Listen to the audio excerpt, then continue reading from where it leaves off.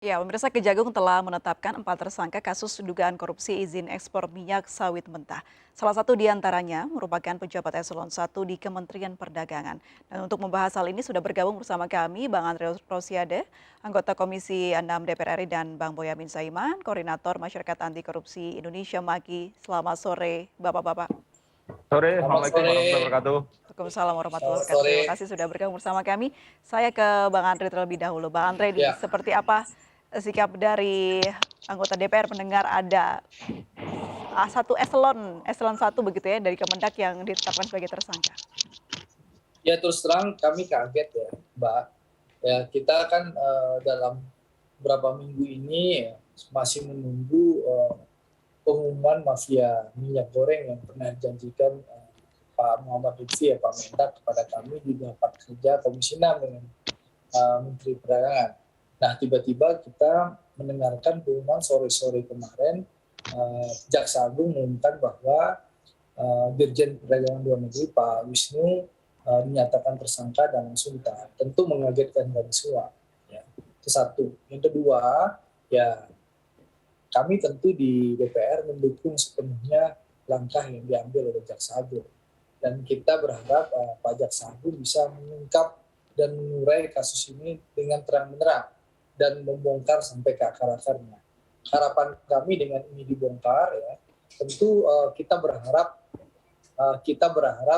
dengan bongkar kasus ini kita berharap harga eceran tertinggi 14.000 minyak goreng curah ini bisa betul-betul ditemukan oleh masyarakat, bisa dinikmati oleh masyarakat. Karena sampai sekarang ya sampai minggu lalu kami melakukan inspek ke Bogor, baik ke pasar di Kota Bogor dan Masih tinggi pasar ya? di Kabupaten Bogor. Ya harga minyak goreng curah itu masih 19.000 sampai 20.000 per liter dan dengan stok yang sangat-sangat terbatas. Jadi intinya perubahan kebijakan dari Permendak nomor 6 tahun 2022 berubah menjadi Permendak nomor 11 tahun 2022 dan Permenperin nomor 8 tahun 2022 itu masih kurang efektif dan kurang maksimal hasilnya, bahwa minyak goreng curah itu masih terbatas ditemukan, lalu juga harganya masih di atas harga eceran tertinggi yang ditetapkan pemerintah. Lalu yang ketiga, kami dalam waktu dekat ini, insya Allah minggu depan akan memanggil rapat kerja Pak Menteri Perdagangan dalam raker dalam masa reses, dan insya Allah besok mungkin pimpinan Komisi 6 akan meminta secara resmi kepada pimpinan DPR untuk izin mengadakan rapat di tengah reses. Seperti itu, Mbak. Baik, Bang Andre, ini kalau tadi anggota DPR kaget gitu ya ada eselon 1 di Kemendak yang terlibat dari mafia minyak goreng. Kalau Bang Boyamin seperti apa? Apakah sudah memprediksi atau mengira? Aku kan salah satu pelapor tanggal 15 Maret 2022. Waktunya 1 bulan lebih sedikit sudah penyidikan dan penetapan tersangka. Jadi ya paham dari hari ke harinya bagaimana teman-teman penyidik Kejaksaan Agung lembur-lembur sampai malam menyimpulkan berkas, menganalisa, sampai ada yang ke daerah-daerah. Sampai saat ini masih ada yang di daerah-daerah belum pulang. Jadi sebenarnya nggak kaget-kaget amat, karena memang itu saya tahu proses-prosesnya. Dan ini sebenarnya gini loh, kuncinya kalau boleh saya buka clue sedikit, izin yang diduga diberikan kepada 3 perusahaan ini tidak memenuhi syarat. Itu intinya itu. Tapi tetap diberikan izin sehingga mereka bisa ekspor. Nah, dengan ekspor yang mereka lakukan itu menjadikan CPO kita langka, otomatis langka menjadi minyak goreng mahal dan langka. Nah, itu loh. Jadi kalau Kejaksaan Agung itu sudah berpengalaman 2 tahun yang lalu tentang impor tekstil di Batam, yang menyebabkan itu produsen tekstil kita dalam negeri jadi gulung tikar gara-gara diserbu dari impor tekstil lewat Batam, yang sebenarnya itu dilarang. Dan itu merusak perekonomian karena pada tutup gulung tikar dan tenaga kerja jadi hilang. Dan itu sudah istilahnya disahkan atau oleh pengadilan gitu tentang kerugian perekonomian negara itu. Nah, habis itu kemudian tentang impor baja.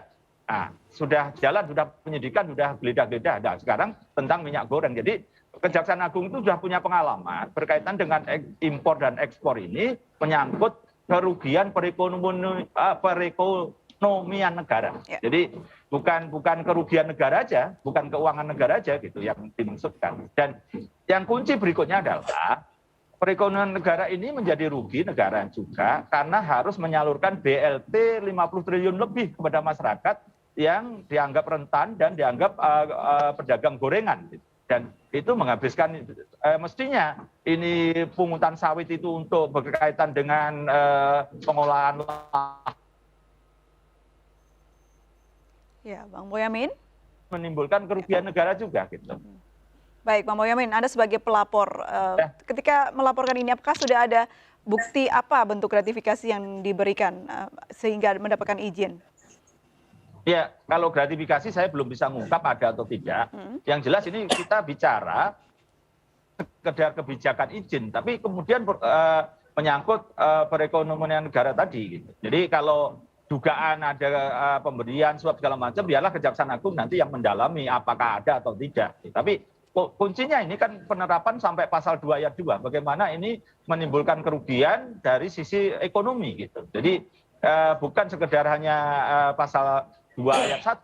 Jadi ini nanti juga sampai pasal 13 tentang permufakatan. Karena clue-nya itu Pak Andri, saya laporkan juga ke teman-teman DPR, sebenarnya ini hanya persoalan sederhana. Ini izin diberikan itu tidak memenuhi syarat. Oke. Nah, itu dari mana?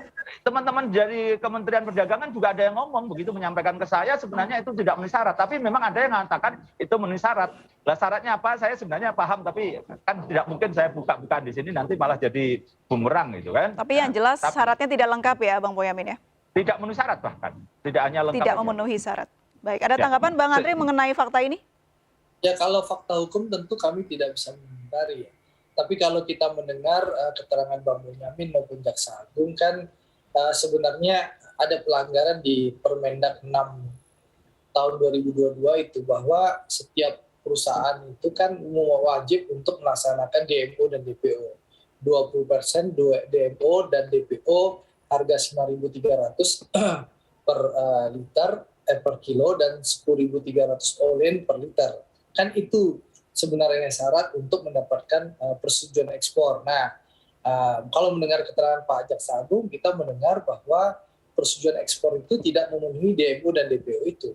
Dan itu sudah ranahnya penegak hukum. Dan kami tentu menghormati dan mendukung sepenuhnya langkah Jaksa Agung. Yang bisa kami lakukan di DPR adalah kami akan meminta keterangan Pak Mendak bagaimana mekanisme pemberian persetujuan ekspor itu. Kita minta dibuka secara terbuka nanti di rapat kerja Komisi 6. Kenapa bisa ada temuan ini? Kenapa bisa ada pelanggaran hal ini? Nah, ini yang kita akan dengar keterangan Pak Mendak. Saya rasa bukannya DPR saja yang penasaran, Bang Boyamin dan seluruh rakyat Indonesia juga penasaran. Kan? Betul lah, Bang. Dan untuk itu ya kita akan undang segera dalam masa reses ini dengan persetujuan pimpinan DPR untuk mengadakan rapat kerja dengan Menteri Perdagangan. Seperti itu Mbak April. Baik. Ada hal yang menarik dengan proses dari bagaimana mafia minyak goreng ini dapat terungkap. Masih teringat jelas di ingatan kita bagaimana Maret lalu Kementerian Perdagangan mengungkapkan kalau akan mengumumkan mafia minyak goreng. Namun akhirnya dilimpahkan ke Barreskrim Polri dan akhirnya Kejagung ini yang mengumumkan. Ya, Bang itu Boyamin yang saya ini bertanya itu saya itu.